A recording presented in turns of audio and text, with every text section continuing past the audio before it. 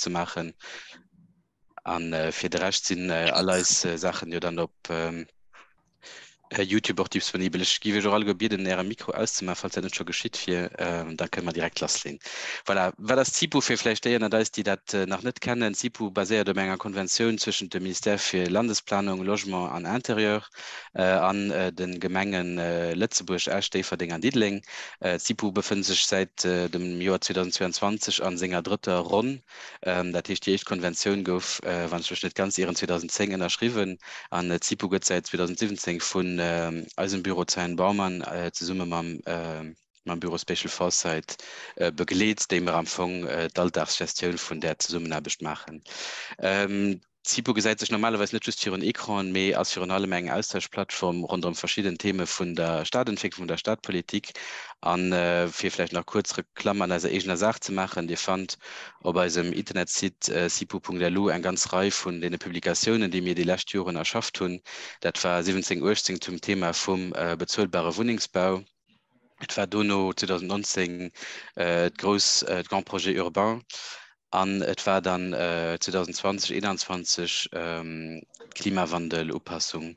Alle als Dokumentationen fand ihr bei dem Internet sind Office op Deutsch oder Französisch. An mir hatten am Anfang an derselben Tradition wie im Redlo am Themenbereich von der Energiemache schon 2 Kolloquien. Das war 2020 zum Thema von der Klimaresilienz. An 2021 zum Thema von neuen Aufforderungen und Planung. An all die Vorträge von denen 2 Kolloquien fanden die alle gut auf unserem Internet-Site, auf YouTube, wo am Anfang genau wie der Vortrag von Haut nach alles von dokumentiert dann disponibel ist. Voilà. Weiter Reklam überspangen ist, just vielleicht für eure Aktivitäten von diesem Mal vom nächsten Jahr. Wir haben angefangen mit dem Kolloq über Thema Energie, was wir zusammen mit der Klimaagenz organisieren. Als Hauptthema von diesem Jahr ist dann aber Funktionsmischung an den Stadtquartieren, an Produktivfunktionen von den Städten. Und wird da am Laufe des Jahres eine Reihe von Workshops, Exkursionen und Konferenzen dann organisiert gehen. Als Themenschwerpunkte für das nächste Jahr sind Klimaresilienz an den Umgang mit Risiken am Städtebau und auch Kooperativmodelle von der Entwicklung am Bereich vom Wohnen, dann noch von der Produktion. Der Kolloq wird alle 2 Wochen stattfinden. Das heißt, heute mal die erste Séance, dann haben wir den 31. Mai den Dirk Kinzinger vom Fonds du Logement bei uns, den es wird Energiekonzepte von den neuen Quartier Neuschmelz an Wohnen mit der Volz präsentieren. Wir haben dann den 14. Juni werden als dann Christian Conradi von der Klimaagenz an den Manuel Lopez und den Luc Arendt von der Stadt Deverding ihre Projekt vorstellen von der Renovierung oder strategischer Renovierung vom Bestand. Und dann den 28. Juni haben wir ein Pilotprojekt im Bereich vom Holzbau, wo es ein bisschen darum geht, den Bilan Carbon von einer Intervention, den es wird dann präsentiert gehen. Während der Präsentation können drei Fragen gerne an den Chat stellen, an wir werden die dann nur in der Präsentation noch stellen. Natürlich ist es dann auch möglich, Fragen noch über den Mikro zu stellen. Ich gebe ohne weiteren größeren Übergang dann dem Fan Fabert vor, die übergehen für seine Introduktion zum Thema. Vielen Dank, merci, dass ihr alle gut seid. Und voilà, ein guten Event wieder. Bitte auf jeden Fall merci für die Gelegenheit, gerade von diesem Kolloq eben noch ein Zusammenarbeit mit der Klimaagenz zu haben. Ja, also Thema Energie und Urbanismus, das ist relativ fast. Da kann ich auf verschiedenen Zugängen auch wählen. Ich habe schon einfach mal geguckt, wie sich den Zugang als Perspektiv darstellt, da das an dem Sinne kein Anspruch auf Vollständigkeit und ich will auch nicht, dass man so uns viel an technischen Detailer verlieren, geht man final drin sein, versucht die verschiedenen Variablen zu benennen, die kann runzählen, wenn man sich mit dem Thema eben auch beschäftigt. Vielleicht generell nur ganz allgemein gefangen, ich meine, den größere Kader, an dem wir uns bewegen, da das den von nationalen Zielstellungen am Niveau vom nationalen Energie- und Klimaplan, die vielleicht mitkriegt, das für ein paar Wochen auch den nächsten aber ein Projekt von einer Reform von dem PNAC, dem sogenannten Energie- und Klimaplan eben zu Lützburg auch vorgestellt wird, den nur durch Prozedur auch geht. Ich werde hier noch nicht am letzten Detail vorstellen, vielleicht ist ein generell, ich meine, auf dem Niveau verschiedene Dimensionen Die wichtig sind, geht immer Förderung von erneuerbaren Energien, Energieeffizienz, geht aber auch um Energiesicherheit. Ich meine, das ist ein Sujet, den wir spätestens seit dem letzten Jahr kennen, geht auch um Energiemarché, natürlich auch um Pro von Innovation und Kompetitivität. Das Ganze wird natürlich durchgespielt auf verschiedenen Sektoren. Wenn ihr mehr spezifisch nur verschiedene Mesuren noch guckt, die vielleicht neu oder zum Beispiel mal angepasst werden am Kader von der Reform, dann habe ich da einfach mal ein pur rausgesicht.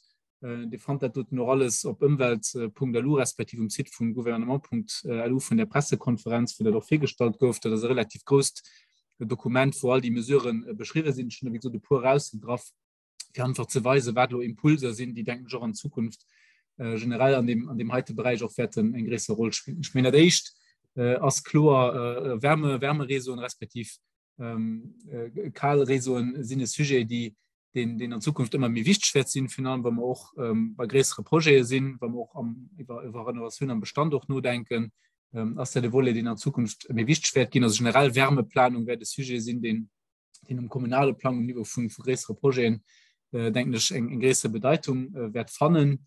Da man da verbunden natürlich auch froh von der Alimentation von den Resoen schon noch einmal so nach dabei rausgeholt von der Geothermie moyen et profond, auch gerade für größere Projekte eben noch Bohrungsapprochen, die mehr Dave gehen wie die mal über einzelne Projekte kennen und die natürlich auch größeres Potenzial und die natürlich auch Projekte durchstellen, die mehr zum Teil mehr komplex sind, die größere Investimente brauchen. Die aber gerade für Großkartien durchaus ein ganz interessant Approach können durchstellen. Dann natürlich wollen die auch mehr Wolle von der Mobilität mal berücksichtigen, will die Cardeur zum Beispiel oder eben noch der Projekt D verdingen, den dann noch an nächster Seance auch fährt ein Thema sehen, natürlich auch der Approach, wie kann ich mehr systematische Renovation Rugo wie generell am Bestand für wann ich den einzelnen der Dienstelgebäi raus will an enger Zusammenarbeit noch mit lokalen Akteuren eben mehr Durchsatz kriegen, eben noch dann spezifisch auf verschiedene Sektoren aus Renovationsquote dann noch kann erhegen. Dann geht der Woche drin, dass Gemengeninfrastruktur selber das noch nicht total am Fokus schon trotzdem mal dran geholt, weil an der Reform vom Kneck eben noch die Zielstellung, die man schon für die öffentliche Gebäude und nationale Plan dran haben, das heißt ein gewisses Renovationstor, den die Befehl geschrieben hast, auch eben soll ob Gemeindeninfrastruktur auch ausgeweitet gehen. Ich meine, das ist auch ein Signal, was relativ klar ist, aber im Kontext auch von den kartesbezogenen Approchen, die auch kann eine Rolle spielen. Dann sind Elemente auch vorgesehen, die mehr in Richtung gehen von einer Bearbeitung und einer Anpassung, punktuell auch von den Dispositionen, die man bei der Performance Energetik von den Gebäudehunden geht, nicht darum, das prinzipiell vorzustellen, mir das weiter evaluieren zu lassen. Und dann aber auch zum Beispiel eine Mesure über die Exigence minimale de Performance Energetik pour Logement mis en Location. Ich meine, das ist eine Wolle, die wichtig ist, dass man in Zukunft auch mehr proprietäre von Wohnungen kommen, die eben an der Lokation sich für auch weiterzukommen. Ich meine, da einfach just für Signaler zu gehen, aber vielleicht auch ein bisschen eine Invitation für die Gelegenheit noch nicht hatten, sich den Reform von Kneck oder ein Projekt besser gesagt umzugucken.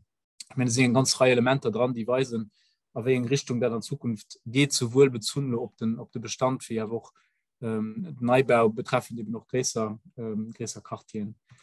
Dann vielleicht der Lien, den du natürlich auch nach mir hast, bei dem, was wir einmal da machen, das natürlich steht von den drei Pakten.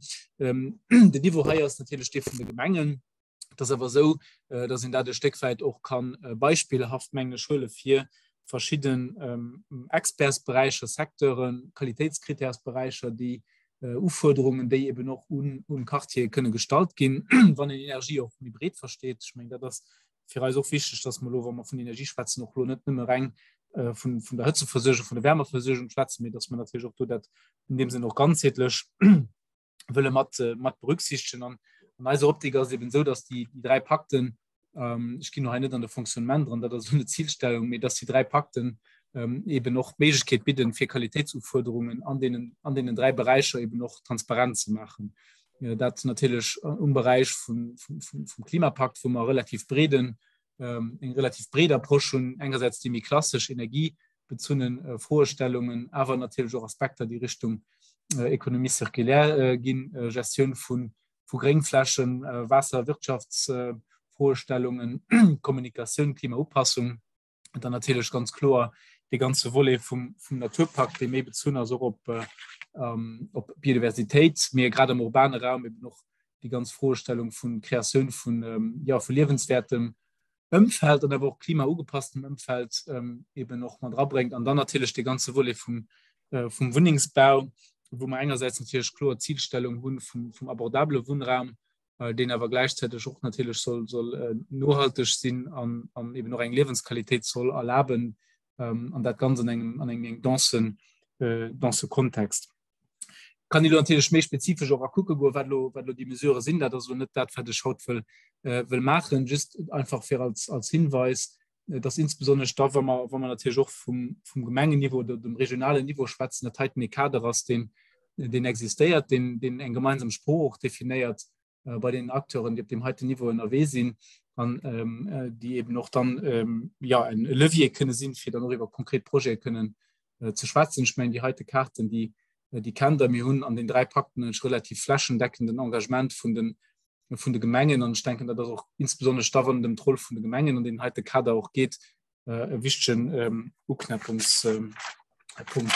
Dann ich meine was den Menschen an dem virtuellen Raum auch klar ist natürlich die ganz hoch von der Gouvernance eigentlich die nicht unwesentlich ist natürlich Projekte die an der heute Kolloq vorgestellt gehen die alle unterschiedliche Ausgangsbasis haben.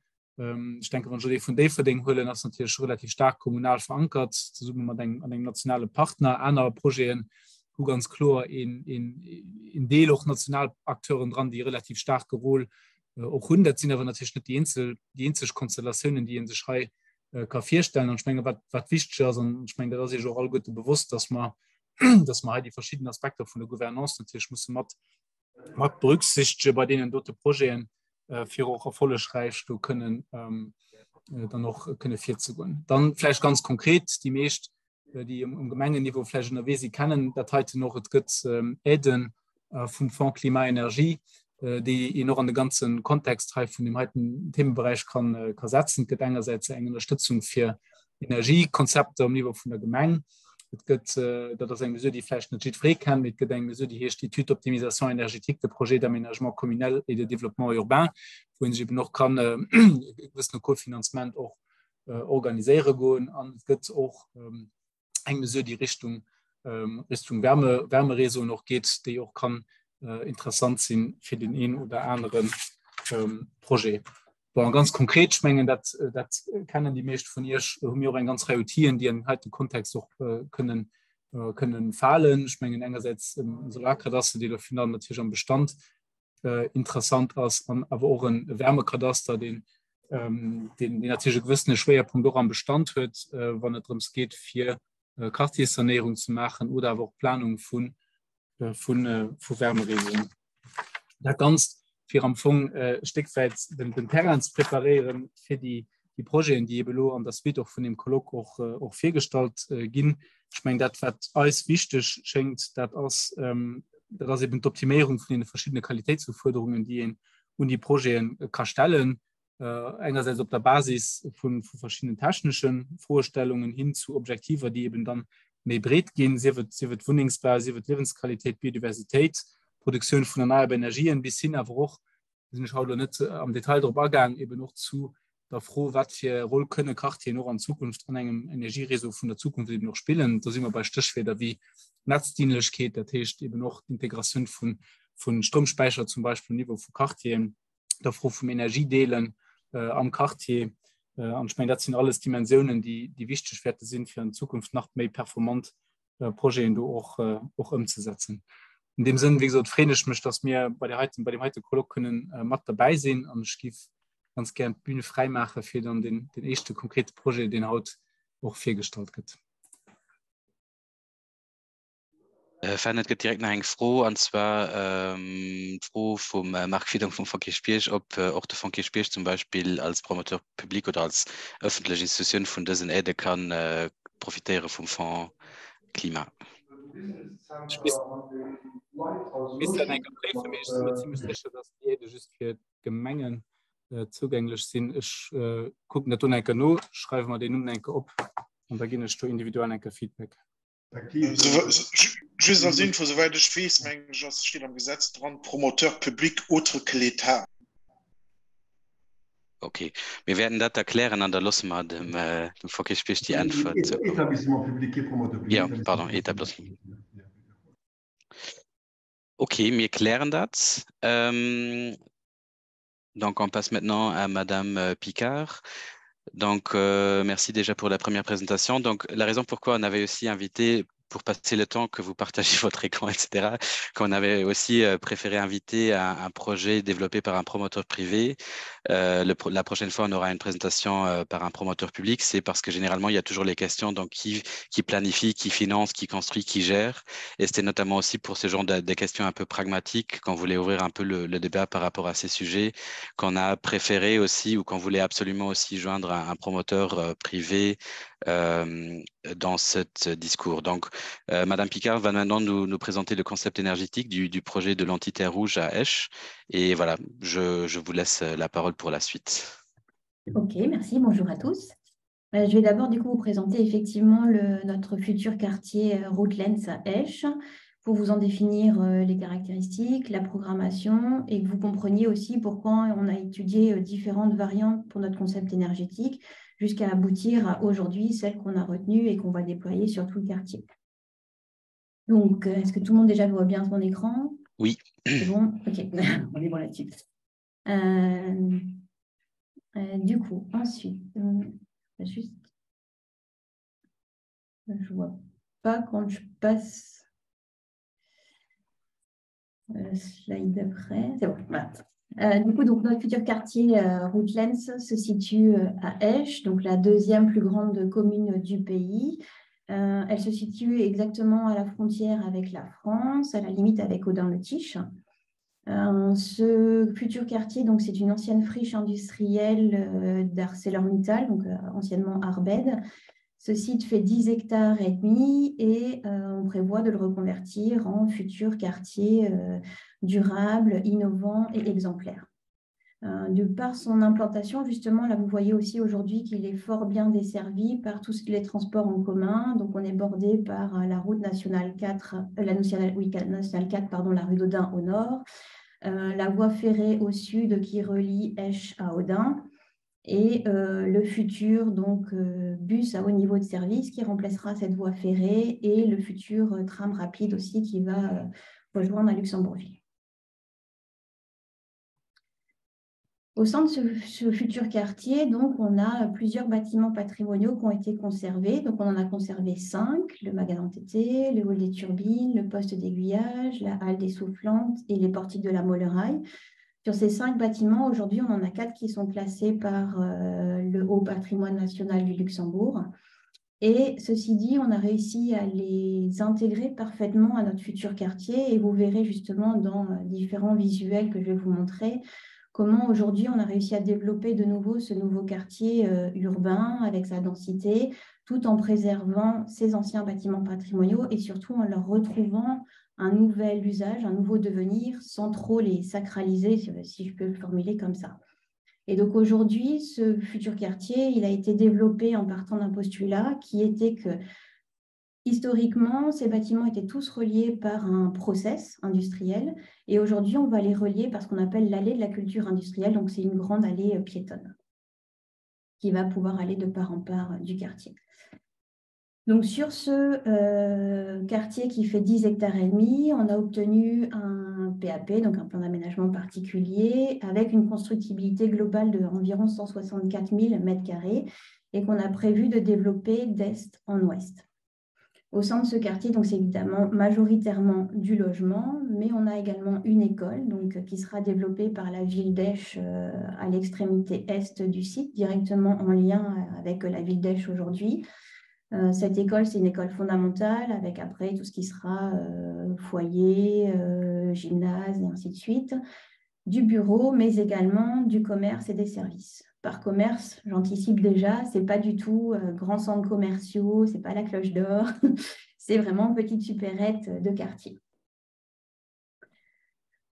Du coup, si je reviens sur cette maquette 3D du quartier, vous voyez du coup déjà aujourd'hui comment, encore une fois, ces bâtiments historiques s'intègrent au futur quartier, mais aussi comment on a réussi à faire une programmation variée, intégrer aussi bien des équipements publics à une résidence étudiante, une résidence senior, une microbrasserie avec un restaurant et donc en particulier notre nouvelle résidence Licht, que pareil, je vous présenterai un petit peu plus tard. Sur ce quartier, on a aussi un projet à l'extrémité ouest, pour le coup, à la limite française d'urban farming et qui va nous permettre du coup de produire des fruits et légumes qui seront directement commercialisés sur le quartier.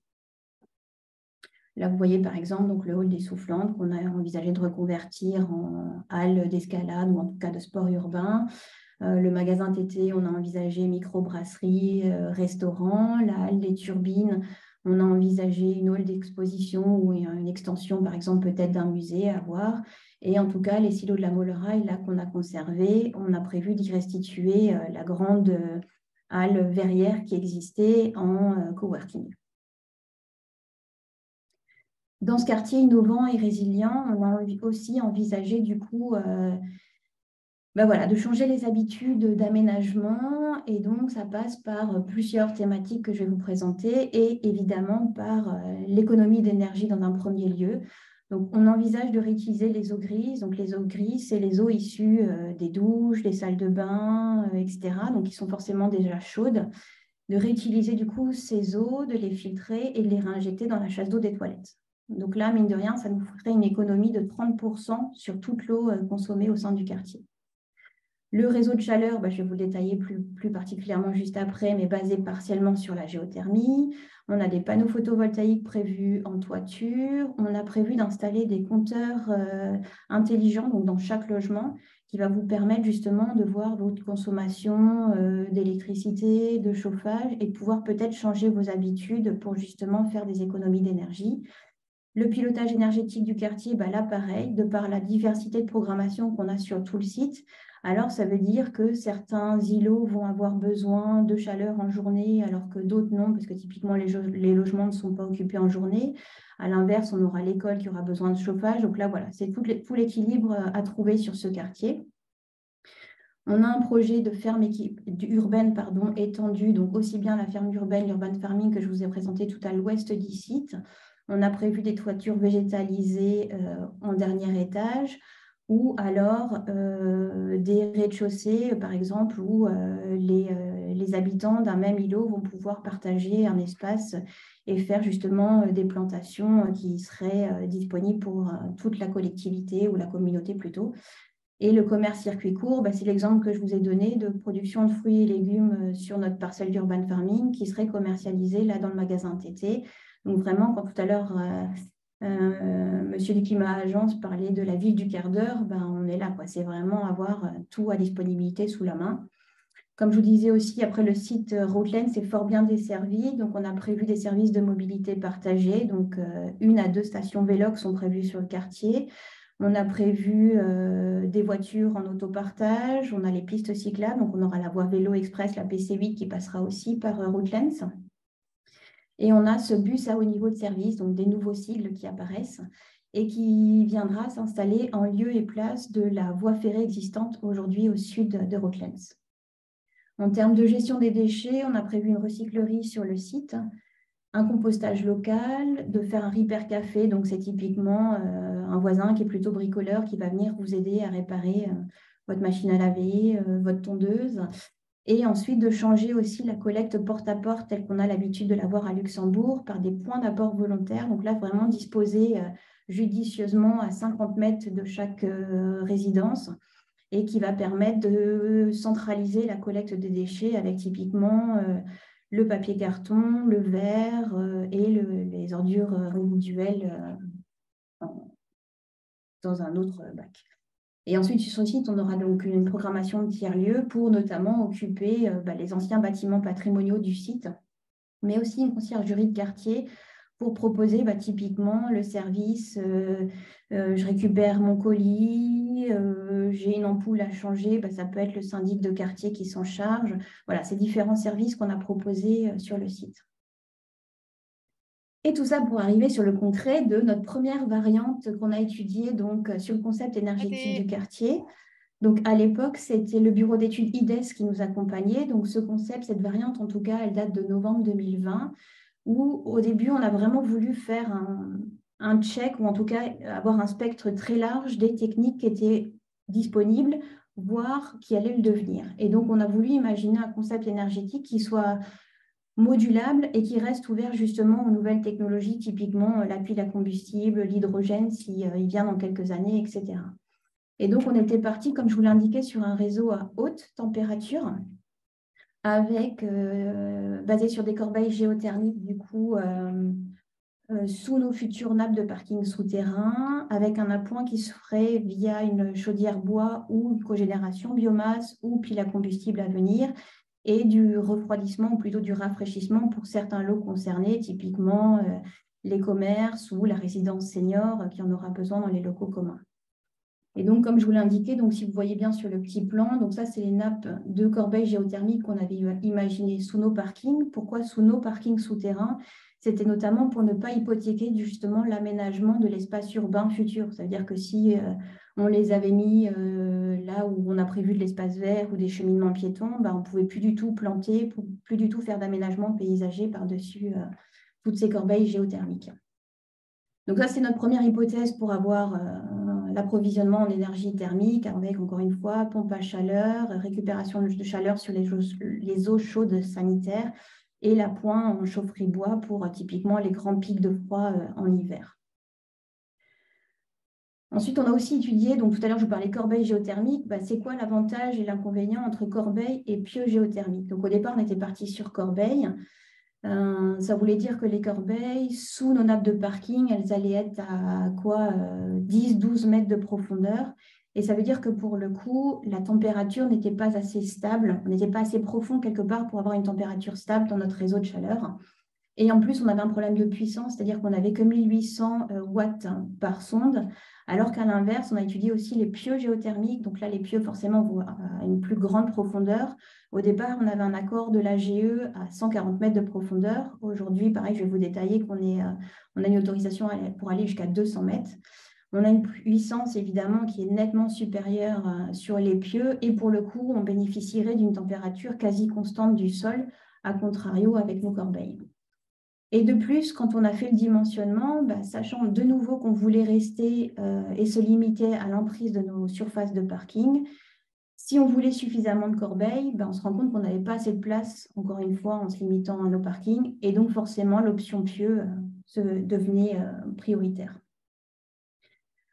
Ensuite, d'un point de vue électricité, donc là aussi, on a étudié le dimensionnement du quartier, les besoins à venir. Et donc là, en particularité, on s'est rendu compte que l'électromobilité allait peser près de 50% des besoins en électrique du quartier. Et donc, il fallait aussi assurer l'approvisionnement suffisant pour réussir à pallier tous ces besoins. Et donc, en soi, en gros, on était à 85% l'alimentation en électrique conventionnelle via Südstrom, un pourcentage allez, on va dire de 10% apportés par le photovoltaïque en toiture et 3%, donc le BIPV, c'est les panneaux photovoltaïques pour le coup en façade des bâtiments. Donc ça permettait de faire un appoint, mais mine de rien, c'était pas négligeable. Et puis on avait toujours ce backup cogénération et puis l'air combustible. Le bilan énergétique du coup de ce concept, on se rendait compte que du coup, la géothermie nous permettait d'apporter 55% des besoins énergétiques, donc thermiques du quartier. On avait des consommations après électriques anecdotiques. On avait par contre un grand besoin d'électricité pour alimenter les pompes à chaleur, donc ça pesait près de 34%, mine de rien, de ces besoins énergétiques. On avait un petit besoin en électricité pour assurer le froid, qui pour le coup peut s'annuler si on fait du géocooling. Et on avait aussi un besoin de consommation lié à la centrale biomasse. Toujours dans l'étude de ces différentes hypothèses, donc on avait étudié donc la variante à haute température et là aussi on a étudié une variante à basse température. Et dans les deux cas de figure, si on utilisait le photovoltaïque ou pas.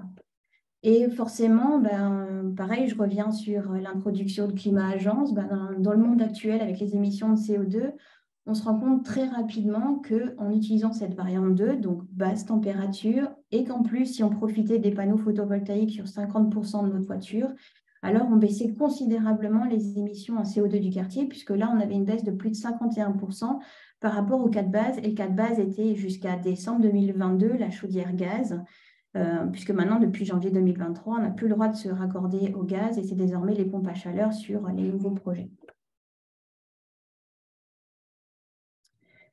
Et donc, de ces différentes hypothèses, encore une fois, on a éliminé haute température, basse température, on a fait les avantages, les inconvénients des corbeilles géothermiques contre des pieux, etc. Et on en est arrivé aujourd'hui avec l'aide des bureaux Gobelet-Lavandier et Arcadis et IDES, donc sur le concept de base, à ce scénario, donc un réseau d'énergie pour le coup, qui fonctionne à basse température avec des pompes à chaleur terminales. Et donc, mine de rien, voilà le principe de fonctionnement du quartier tel qu'on l'envisage. Donc, des pieux géothermiques, comme je vous disais, à 200 mètres de profondeur maintenant. Donc, on a quand même un dimensionnement qui va représenter quand même 400 forages géothermiques, qui va nous permettre donc de préchauffer quelque part notre réseau basse température. La remontée en température se fera avec des pompes à chaleur, donc décentralisées par rapport et au réseau et au bâtiment. Donc, à chaque fois, on aura les pompes à chaleur dans chaque bâtiment. Donc, qui va assurer aussi bien l'eau chaude sanitaire que le chauffage. Et ensuite, l'intérêt de ce réseau d'énergie, de nouveau, ce n'est pas juste un réseau de chauffage urbain, c'est qu'on va restituer quelque part les calories au sol pour éviter justement de trop puiser. Et en été, ce réseau va nous permettre de proposer du rafraîchissement dans tous les logements du quartier. C'est-à-dire que pour le coup, l'eau chaude, on va faire circuler, si vous voulez, le chauffage au sol à contresens. Et ça va nous permettre de baisser quand même de 2 à 3 degrés la température dans chaque logement sans pour autant proposer de la climatisation. Encore une fois, c'est pour ça que j'insiste, ce n'est pas du refroidissement, c'est bien juste du rafraîchissement dans tous les locaux pour le coup et pour tous les logements du quartier. Mais donc aujourd'hui, voilà les équipements sur lesquels on s'est arrêté. Donc les forages géothermiques, les pompes à chaleur, les dry coolers en toiture pour nous permettre ce rafraîchissement. Et on a des panneaux solaires photovoltaïques sur 50% de nos toitures de tout le quartier qui vont nous apporter l'énergie électrique nécessaire au fonctionnement des pompes à chaleur. Aujourd'hui, donc tout à l'heure, je vous parlais d'un développement d'est en ouest du quartier. Donc typiquement, là, vous avez donc le lot école qui sera développé directement par la ville d'Esch. Et donc aujourd'hui, on a lancé la consultation, la soumission pour faire cette première phase de réseau de chauffage avec ce que vous voyez en jaune, c'est nos futurs parkings souterrains et c'est donc là où on aura tous les forages géothermiques. Donc encore une fois, quelques 400 forages sur tout le quartier. Et ensuite, ces différentes nappes de forage vont être reliées les unes aux autres par un réseau qu'on déploiera au fur et à mesure des constructions et du développement du quartier. À chaque fois, on a bien prévu des sous-stations techniques, typiquement dans les parkings, les locaux, etc., qui seront nécessaires à la régulation d'un tel système. Du coup, c'est quoi les avantages et les difficultés de l'énergie pour le coup? Alors, juste au cas où, énergie, ça ne veut pas dire sans énergie, mais ça veut dire justement un juste équilibre entre le chaud et le froid dans un tel système. Donc, les avantages, c'est qu'il pourra fonctionner simultanément entre les producteurs et de chaud et de froid.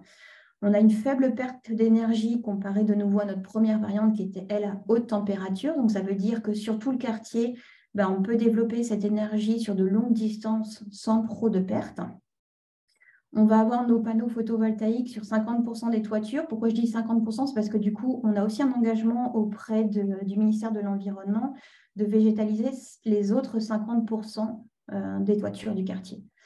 Et donc, ces panneaux, en fait, ces panneaux photovoltaïques vont fonctionner en autoconsommation, c'est-à-dire que prioritairement, ils vont venir alimenter en électricité les besoins de nos pompes à chaleur.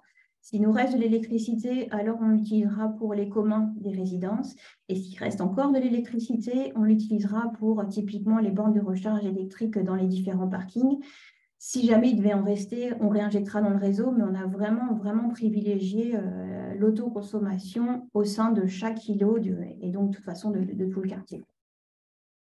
Et donc, ce concept, il a un avantage considérable, c'est d'avoir une forte performance énergétique et surtout bas carbone, puisque pour le coup, on est uniquement dépendant de l'électricité et notre apport, c'est que de l'énergie renouvelable avec la géothermie. Et quand je dis uniquement dépendant de l'électricité, typiquement, quand on voit le contexte actuel, les variations sur le prix du gaz, même sur le prix du bois, etc. Encore une fois, aujourd'hui, on sera uniquement dépendant de l'électricité. Après, le reste du quartier pourra vivre indépendamment grâce à sa production photovoltaïque et encore une fois, à la chaleur apportée grâce à la géothermie. Par contre, du coup, un tel système, c'est particulièrement adapté sur des grands projets. Encore une fois, quand je vous disais le site de Routlands qui fait 10 hectares et demi, du coup, c'est la bonne dimension, j'allais dire, pour tester effectivement ce genre de réseau. Ça doit être suffisamment grand pour permettre les échanges thermiques d'un côté et de stockage d'énergie de l'autre. Par contre, quand tout à l'heure, je vous détaillais 400 forages géothermiques, les dry coolers, les pompes à chaleur, etc., ça veut dire qu'aujourd'hui, c'est un réseau thermique qui coûte très cher. Juste à la mise en œuvre, hors rééquipement, hors changement de matériel, etc. Aujourd'hui, on est déjà quand même sur un prévisionnel de près de 19 millions d'infrastructures pour juste ce réseau d'énergie. Et c'est surtout aussi que la régulation d'un tel système, c'est très complexe. Est-ce que j'ai assez d'énergie? À quel moment l'injecter? À quel moment déstocker? Et donc, pour le coup, la gestion d'un tel système, c'est effectivement un vrai enjeu. Et comme justement, c'est nouveau, dès le début, la commune d'Esch nous avait dit aujourd'hui, on n'a pas les moyens, j'allais dire, ou en tout cas les équipes disponibles pour gérer un tel réseau. Et du coup, on ne voudra pas en assurer l'exploitation. En tout cas, on n'est pas capable d'en assurer l'exploitation. Et donc, nous, ICO, on a cherché aussi très rapidement à comment exploiter un tel réseau, puisque accessoirement, on est aménageur, promoteur, voire investisseur, mais on n'est pas du tout exploitant de réseau de chauffage urbain. Et donc, on a lancé en 2022 un appel d'offres pour rechercher le meilleur exploitant pour notre quartier. Donc, on avait envisagé différents cas de figure. Soit c'est ICO qui finance l'installation et qui sous-traite un exploitant, ou alors c'est ICO qui s'investit dans le cadre, qui s'associe dans le cadre d'une nouvelle société à créer, typiquement une joint venture, avec le futur exploitant. Sur la base donc, de différents critères, on a eu 2 futurs exploitants qui avaient répondu.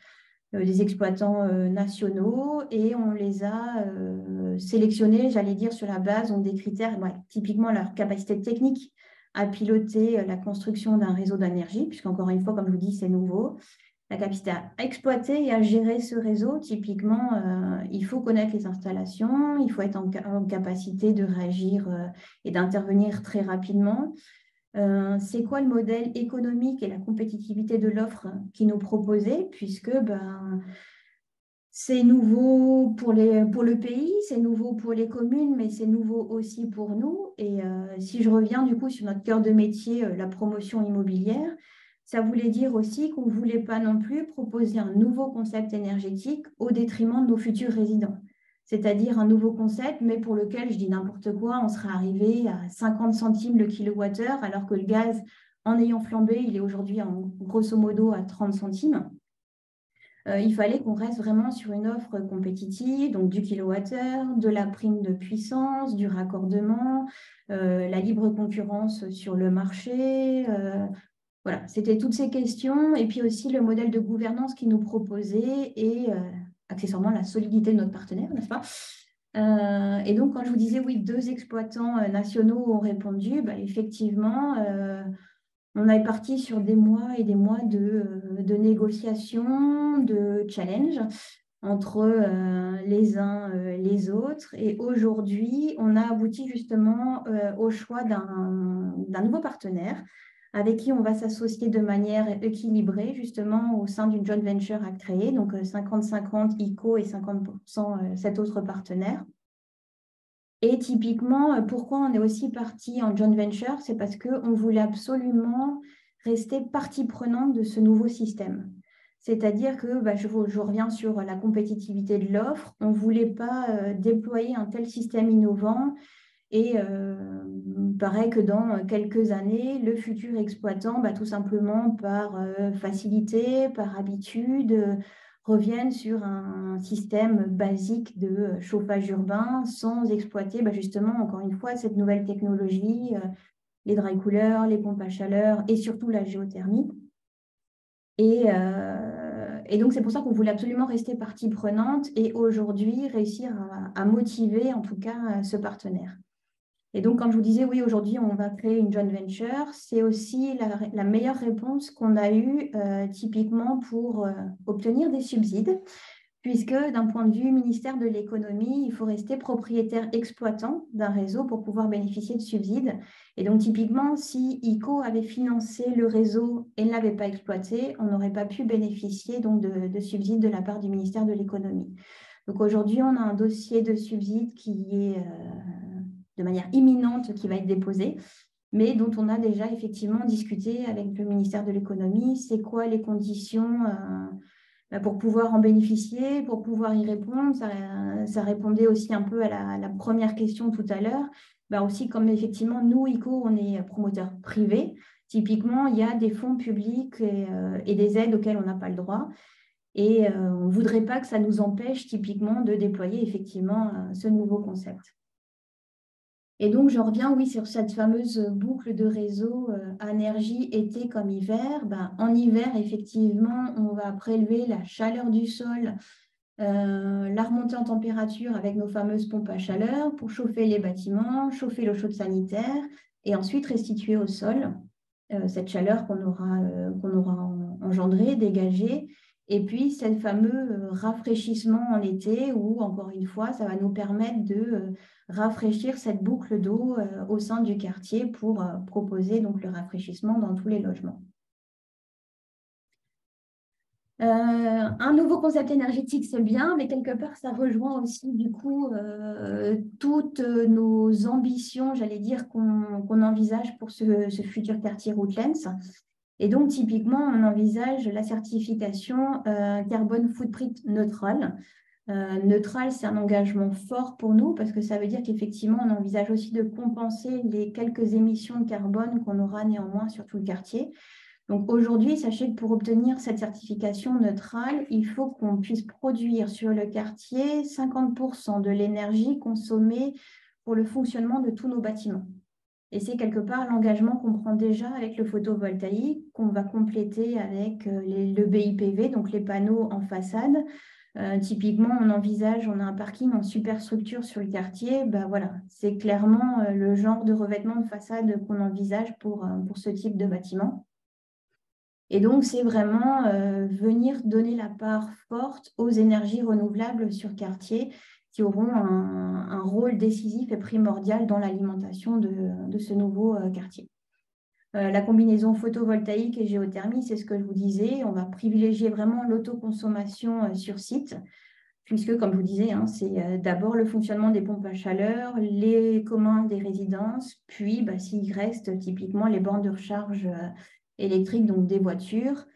Ensuite, on a fait aussi un gros effort sur les modes constructifs des résidences, c'est-à-dire qu'aujourd'hui, on s'engage déjà à réduire de 20% notre impact carbone dans les prochains projets à venir. Et on a ensuite typiquement un engagement de baisse de carbone dans les modes constructifs jusqu'à l'horizon 2035, 2040, 2050. Les toitures vertes et les toitures végétalisées, donc comme je vous l'indiquais précédemment, donc elles occuperont effectivement 50% des toits du quartier et elles auront forcément un rôle aussi capital pour éviter les îlots de chaleur, et notamment préserver la biodiversité. Il faut avoir en tête que du coup, sur ce quartier, on a prévu de replanter 700 arbres et qu'on a aussi un bilan éco-point, j'allais dire, très favorable comparé au point de départ, si je puis dire, qu'on avait avec le ministère de l'Environnement et finalement la compensation à laquelle on aboutit puisqu'on repropose des nichoirs en façade, on repropose des lieux d'habitat pour le lézard des murailles qui existait sur le site, on vient retransplanter l'orchidée pyramidale qui était protégée et qu'on va remettre sur le site. Voilà, c'est tous nos engagements sur la biodiversité qu'on a prévus sur le site. Et ça se traduit également par le premier quartier qui est pré-certifié Well Community. Donc, peut-être que vous connaissez déjà le Well Building sur les bâtiments. Bon, bah là, on est sur le Well Community. Donc, c'est vraiment typiquement la traduction du bien vivre ensemble avec la ville du quart d'heure, la production de fruits et légumes sur le quartier qui seront vendus sur le quartier, la conciergerie de quartier, les services de mobilité partagée, etc. Donc là, c'est tous les services qu'on propose sur le quartier. Et donc, on va lancer à la commercialisation notre premier programme LICHT. Donc, le permis a été déposé au mois de mars, si je ne me trompe pas, pardon. Et on va la lancer justement, le petit teasing au Francopolise très bientôt. Voilà. Merci pour votre attention. Merci pour votre présentation qui était déjà très complète.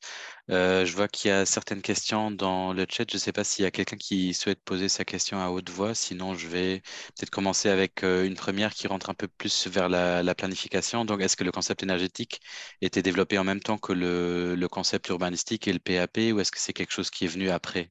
Non, c'est quelque chose qu'on a développé en parallèle, ouais, typiquement. Et c'est aussi ça qui fait qu'on a eu X variantes, justement, au fur et à mesure des études et du développement, mais c'est vraiment des choses qu'on a fait en parallèle.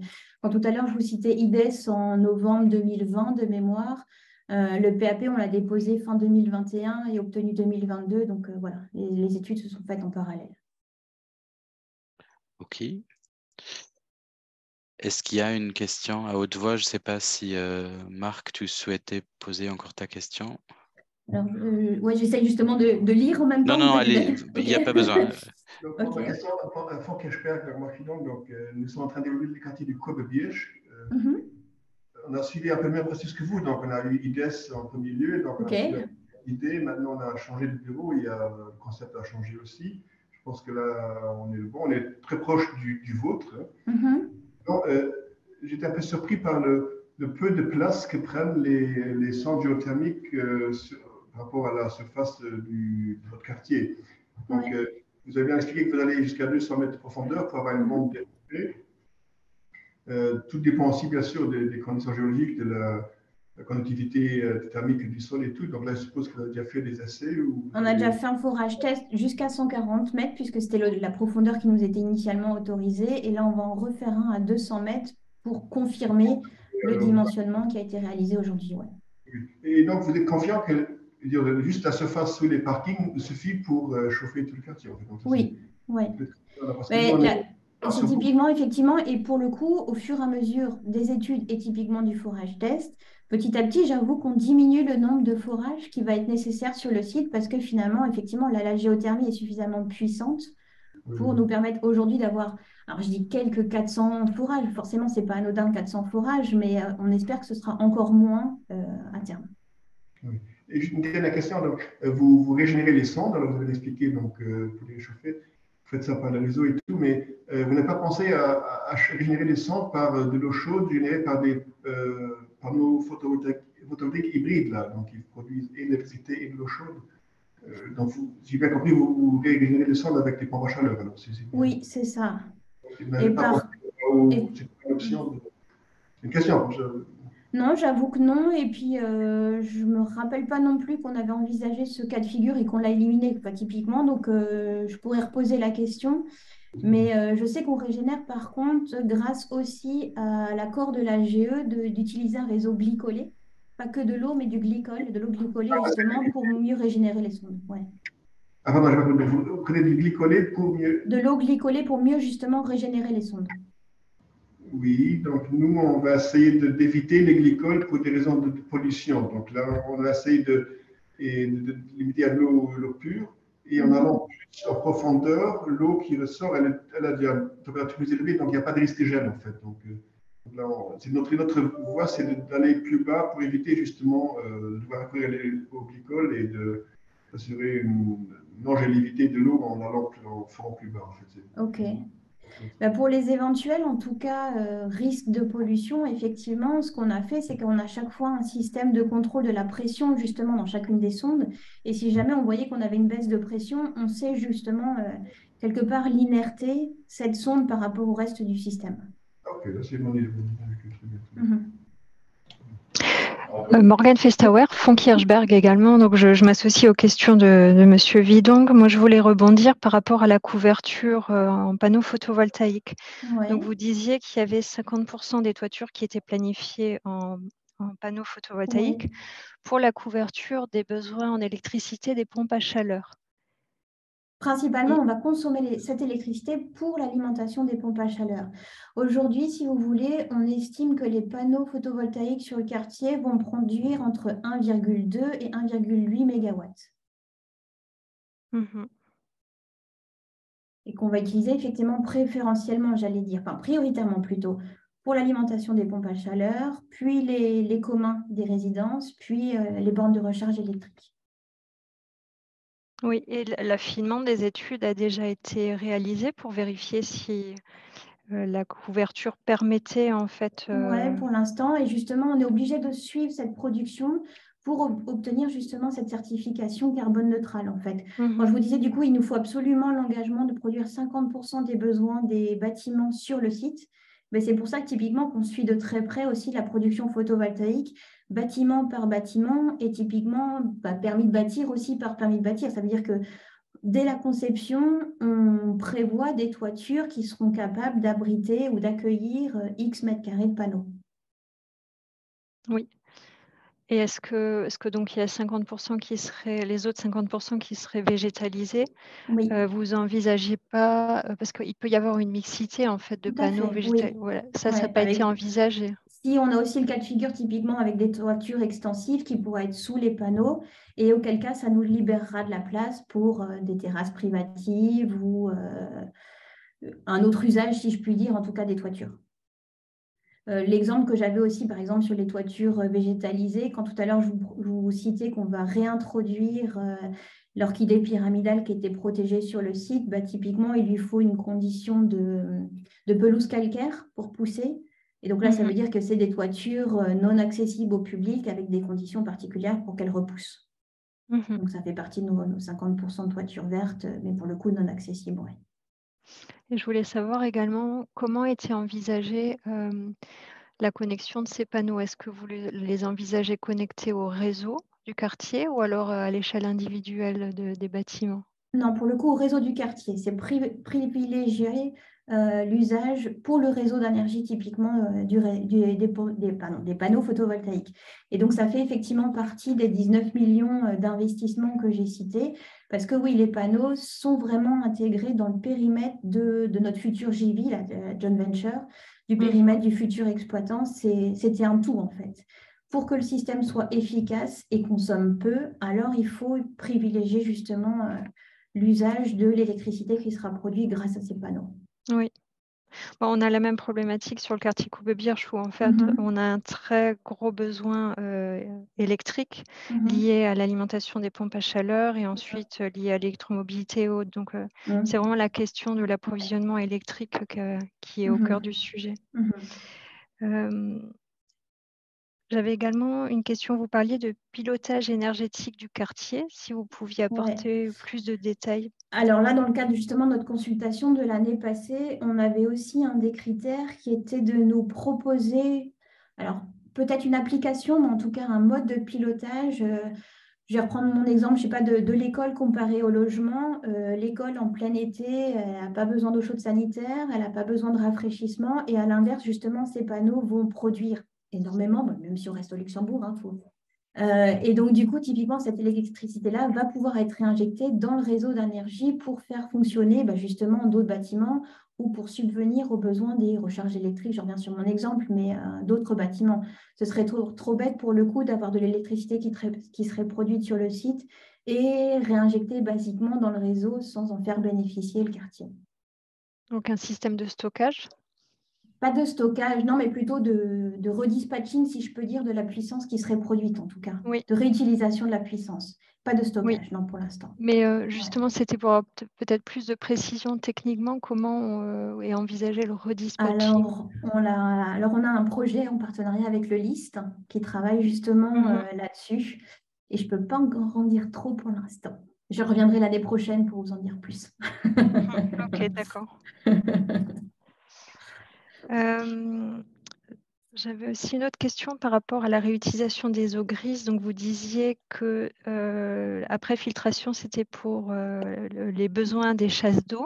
Ouais. Est-ce que la piste de réemploi au niveau pour les besoins de machines à laver ou autres besoins a été étudiée ou vous l'aviez écarté d'office? Non, pour l'instant, on l'a écarté d'office, tout simplement d'un point de vue législatif, en fait.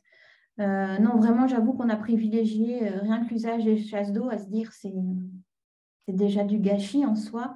Donc, s'il y a une réutilisation à privilégier, c'est celle-ci. Et donc, ça veut dire que oui, pour nous déjà, c'est... alors là, pareil, hein, ça reste de l'innovation, hein, mais pour l'instant, ce n'est pas un double réseau sur le domaine public, pas du tout. On gère ça à l'îlot même. Et du coup, ça veut dire double canalisation, double réseau pour si jamais il y a un quelconque dysfonctionnement, ben, on sait en tout cas chanter ce système et rester basiquement sur l'alimentation en eau potable pour les chasses d'eau des toilettes. Donc, vous disiez à l'échelle de l'îlot, donc ça peut concerner plusieurs bâtiments. Tout à fait. Il y aurait une mutualisation, oui. Parce que ça, justement, oui. Je vais essayer de vous reprendre juste le plan voilà, du quartier. Est-ce que vous voyez encore mon écran? Oui. Ouais. Du coup, donc typiquement, là, c'est le premier îlot qu'on a déposé le permis. Et donc, quand je dis bien premier îlot, sur une même nappe de parking souterrain, donc 2 niveaux de sous-sol, mais on a bien 3 bâtiments à construire. Mmh. Et donc, ça veut dire, comme on a le parking, à chaque fois, on a un parking commun sous ces 3 bâtiments-là. C'est ce qui nous permet, quand je disais effectivement de raisonner à l'îlot, c'est une même nappe de parking, donc une même gestion. Quand je reviens aussi tout à l'heure de juste équilibre entre la production et la consommation d'électricité ou autre, typiquement, c'est cette programmation-là qui nous permet aussi, en fait. Et donc là, les locaux techniques, y compris pour le recyclage de l'eau grise, se gèrent à l'îlot. Okay. Il y avait encore des questions dans le chat. J'aimerais encore reprendre la troisième question que j'avais proposée au départ, parce que vous avez déjà dit... réponse. Parce que vous avez bien répondu pour les autres. Donc, généralement, si j'ai bien compris, c'est une société privée, donc un joint venture entre ICO et un exploitant qui va financer, construire et gérer ce réseau. Donc, ça sera un réseau privé qui est majoritairement posé dans l'espace public. Est-ce que cette question, elle a été traitée? Voilà, quelles ont été les réponses? Du coup, en soi, pas que sous l'espace public, puisque du coup, c'est sous nos nappes de parking, donc ça reste aussi en limite privative, quoi, si je peux dire, sauf où on aura la possibilité dans quelques années, et on y travaille aussi, c'est le fameux découpage en volume qui se fait ou qui est en cours, en tout cas, avec l'administration du cadastre. Et on a déjà fait quelques réunions d'échange avec eux pour justement voir qui serait possible, parce que c'est vrai que c'est compliqué, parce que typiquement, nos fourrages géothermiques vont s'intercaler avec les pieux de fondation des bâtiments. Donc après, comment on va dire de telle à telle profondeur, c'est la stabilité du bâtiment en soi, et de telle profondeur à telle profondeur, c'est potentiellement un autre domaine ou public, ou en tout cas qui appartient à la JV. Donc là, on a traité, donc c'est un réseau distinct, mais quelque part comme si on avait déployé par exemple un réseau de gaz.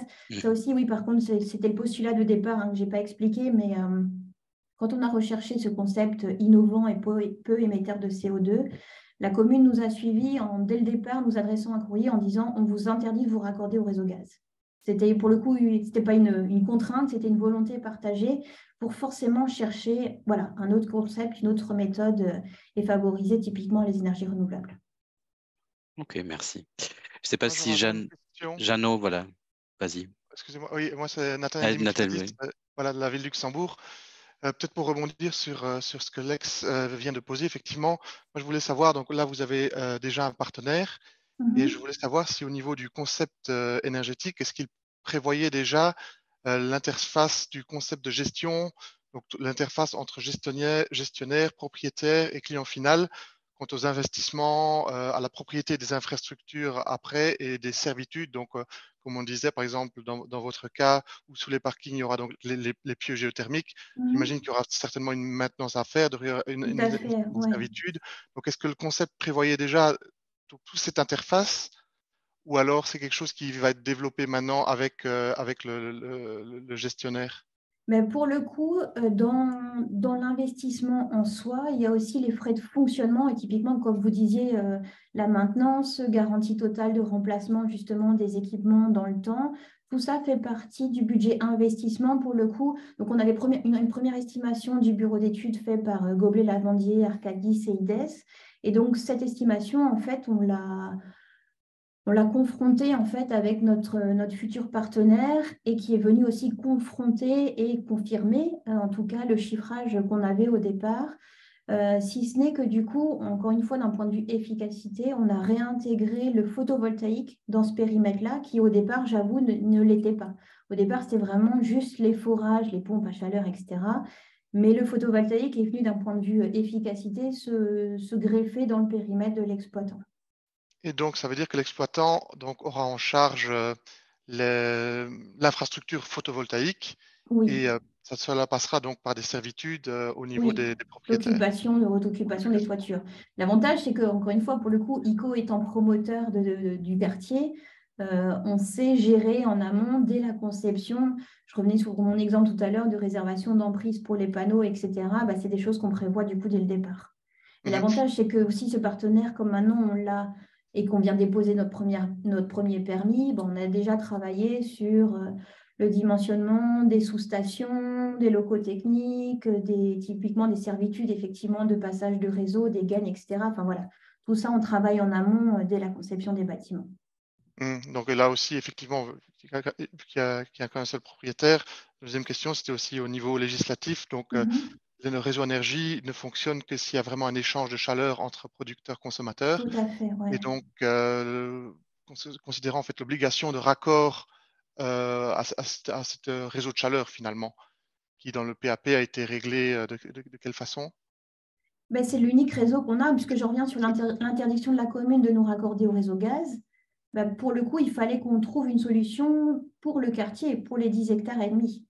Et donc, forcément, on n'a que ce réseau-là qui dessert le quartier. Et donc, après, chaque bâtiment, au fur et à mesure de la construction, va venir, du coup, c'est typiquement se raccorder sur la boucle de ce réseau d'énergie.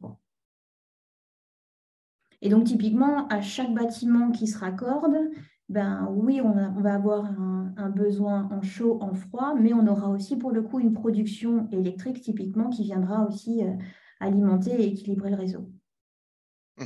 Et il est prévu que par exemple, ce réseau-là puisse être élargi, parce que je rebondis là sur une question de M. Behm, Jeannot Behm, qui disait effectivement qu'il y avait possibilité, par exemple, de trouver une source de chaleur à l'extérieur du quartier. Ça, c'est quelque chose qui est imaginé dans votre concept ou... Oui, tout à fait. Et typiquement, dans la JV qu'on va constituer aussi, pour le coup, on cherchait vraiment un partenaire qui nous suive et qui nous accompagne dans les années à venir et pas juste dans le périmètre géographique de Rootlands. C'est-à-dire qu'on a réfléchi aussi pour étendre typiquement ce concept-là à d'autres quartiers ou en tout cas localement même. Très simplement, quand tout à l'heure je vous disais, aujourd'hui on est parti sur 400 forages. Peut-être qu'avec le temps, on aura moins besoin de forages pour Rootlands, mais pour le coup, peut-être qu'on fera quand même les 400 forages pour permettre justement de raccorder la rue Barbour, le quartier Île ou le futur quartier Crassier à venir, des choses comme ça. Justement, le système s'est voulu ouvert et extensible, si je peux dire. Quelque part, il faut juste rajouter quelques forages et quelques sous-stations, mais voilà. Il n'est pas cantonné à Rootlands, en tout cas. Très bien, merci. Est-ce qu'il y avait encore d'autres questions? Je ne sais pas si Jeannot, toutes tes questions avaient été adressées maintenant de manière indirecte. Oui, je me permets juste d'intervenir court. J'ai vu que vous avez éliminé la chaudière à bois, ce qui est bien. C'est ce qu'on avait parlé aussi lors de nos échanges, que de notre avis, si je construis un quartier sans voiture, mais que je dois livrer un camion par jour. De peler à chaque fois, Voilà, c'est pas la bonne solution, donc je suis très content de voir ça. J'ai mis dans le chat... Pardon, je vous coupe, mais il y avait l'impact trafic pour l'approvisionnement, mais il y avait aussi l'émission de poussière en plein quartier, il y avait aussi l'intégration de la centrale. Enfin, voilà, on avait plein d'inconvénients à cette PIO qui en plus n'était qu'un backup. Et aujourd'hui, voilà, on a su, avec l'aide de nos bureaux d'études, dimensionner le système pour s'affranchir de la centrale de Brest. Ouais. Je vous donne juste l'info, ce serait très important de parler avec Südstrom aussi, je ne sais pas si c'est déjà fait, parce que juste vis-à-vis, sur le site Barbour, Südstrom est en train de planifier une installation photovoltaïque de 400 kW qui pourrait aussi être ou représenter une synergie avec vous. Südstrom, l'acteur local pour Mais quand vous dites justement à côté des halles, c'est typiquement au service industriel? Oui, c'est sur le site du service industriel. Okay, c'est vraiment juste à côté. Okay. Oui, je vois bien. Je viens régulièrement en réunion là-bas, donc ouais. Ouais. Donc c'est en cours, hein. C'est en cours. Okay. C'est pas juste en planification, mais c'est vraiment en cours. Non, mais voilà. J'ai pas beaucoup si je vois plus votre autre question, construction innovante avec quels matériaux, bah, effectivement, on a la recherche de matériaux alors biosourcés ou recyclés ou typiquement, là, je vois, on a donc lancé notre demande de permis pour la réhabilitation du magasin TT. Ben, c'est effectivement notre premier projet où on a testé le chanvre en panneaux isolants, où à chaque fois, voilà, on va essayer de s'affranchir des matériaux usuels et polluants, ou en tout cas trop émetteurs de CO2. Ouais. Un peu une question provocative, parce que j'ai vu le premier CPE de votre construction, c'est du pur béton et de la polyuréthane. Donc, si vous faites des demandes comme ça, mettez-le déjà dans le CPE ou prévoyez-le directement lors des constructions. Quand vous dites ce CPE-là, pourquoi? Pour le premier îlot, l'îlot 14, là, du coup? Je ne sais pas quel bâtiment, c'est en tout cas un des premiers qui est venu chez nous. Parce que du coup, il est... j'ai en tête, du coup, si par exemple, je vous détaille celui-ci, je sais... Alors, c'est mes collègues qui suivent ça, mais je sais typiquement que c'est façade bois, ossature bois, etc. Hein. Non, moi j'en ai juste vu un. Je ne sais pas si on parle de la même chose, mais c'est pas grave. Okay. J'en ai juste vu un. Là, j'ai vu qu'il y avait juste du béton et de la polyuréthane. Je dirai moi-même et je vous reviendrai auquel cas. Oui, pas de problème. Parce que pour moi, le béton, on l'a. Et donc, même quand je dis béton quelque part, c'est du béton pour le coup bas carbone. Donc, chauffé moins chaud, moins haute température, pardon. C'est avec des agrégats recyclés, etc. Donc, là aussi, on travaille avec les cimentiers pour justement émettre le moins de CO2 possible de nouveau sur le quartier. Mais je clarifierai ça et je vous reviendrai. Ouais. Voilà, pour le reste, j'ai rien à rajouter. Merci. Est-ce qu'il y a encore une autre, peut-être dernière question de quelqu'un? Veuillez vous manifester.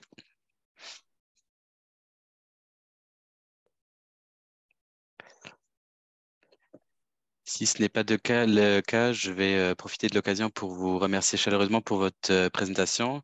Juste encore une fois, dernièrement, partager mon écran pour juste le dernier moment pub de la soirée. Donc, vous pouvez nous rejoindre pour le 31 mai, le 14 juin et le 28 juin pour les prochaines présentations, notamment donc la prochaine fois, les concepts énergétiques pour Naishmels et Vuonomatavols présentés par le Fonds du logement. Merci à tous d'avoir partagé. Merci aussi pour le petit débat et une très bonne soirée à tout le monde. Merci, Maxime. Merci, bonne soirée. Merci. Merci.